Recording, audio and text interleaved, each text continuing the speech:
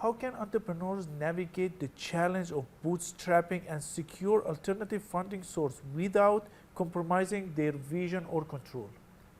Okay, so like I say, finance and funding plays a very critical role in the establishment and in the growth of any business model.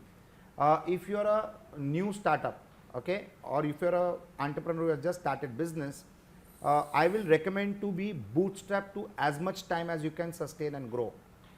If you're an employee and wanting to become an entrepreneur, I would say that make sure that your first round of funding comes from your potential customer base itself, so that you can be financially independent rather than taking loans.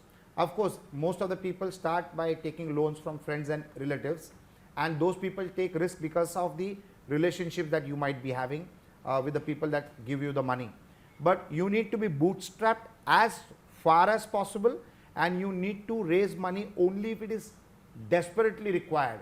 Otherwise, you should not raise money. Customers' money is the sweetest money for any business. And when you need money, you will need money for growth, obviously. You will need money for sustenance, survival and growth. At that point of time, take money from somebody who can become a strategic investor in you. A strategic investor will not only give you money, but he will also build multiple opportunities for you to grow faster.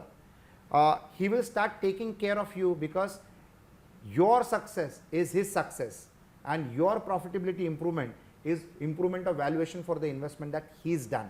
So try to have strategic investors in business. You will be a more successful or a better successful entrepreneur rather than struggling. Raising only money is not a guarantee to succeed. 8 out of all funded companies fail because they spend more than what was supposed to be spent.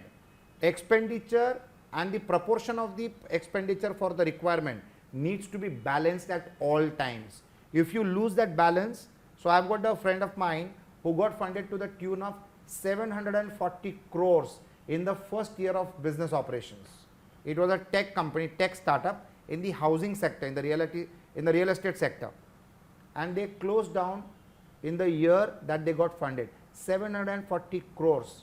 When I met him after a couple of years, I asked him what went wrong, and he answered only in one line: we got funded.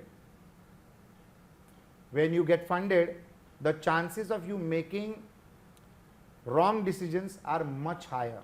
But when you're struggling or when you're trying to make your ends meet, you're taking all the right decisions in the right proportions.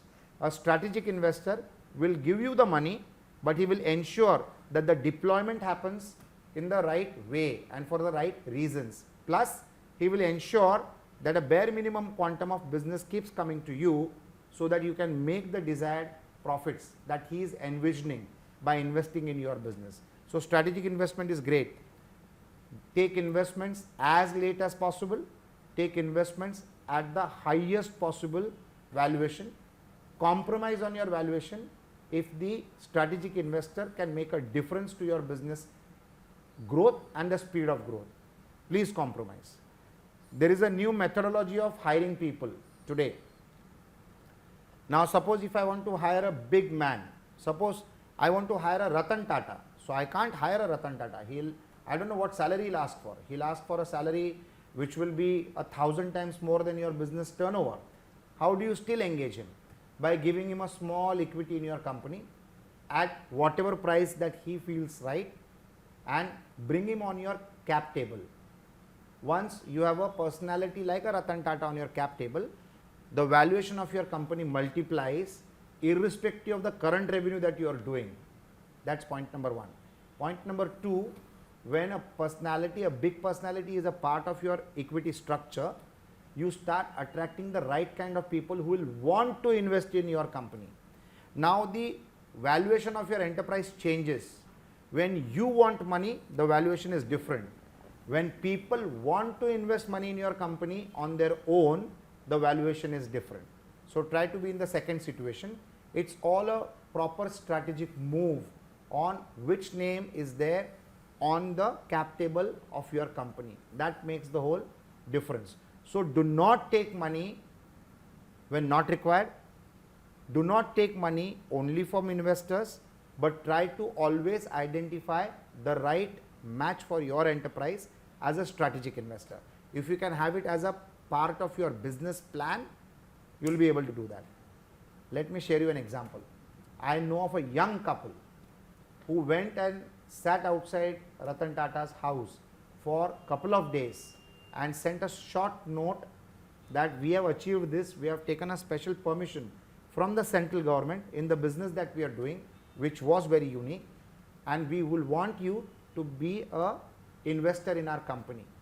After visiting the house couple of times, after waiting outside for multiple number of hours, one day Ratan Tata called up the girl and asked her, do you have time to have a cup of tea with me tomorrow morning at 10 o'clock? Just see the question that he asked, and next day they met. Rest is history. Today this company is valued at 1,000 crores. It is just 5 years old and the entrepreneurs are below 33 years of age. So this is what you mean by a strategic investor. And when Ratan Tata came on their cap table, the other investments just started flowing on its own. So that is the importance of fundraising: when, how, where, from whom, and how much. These are the questions that you need to ask, and you need to plan it well in advance.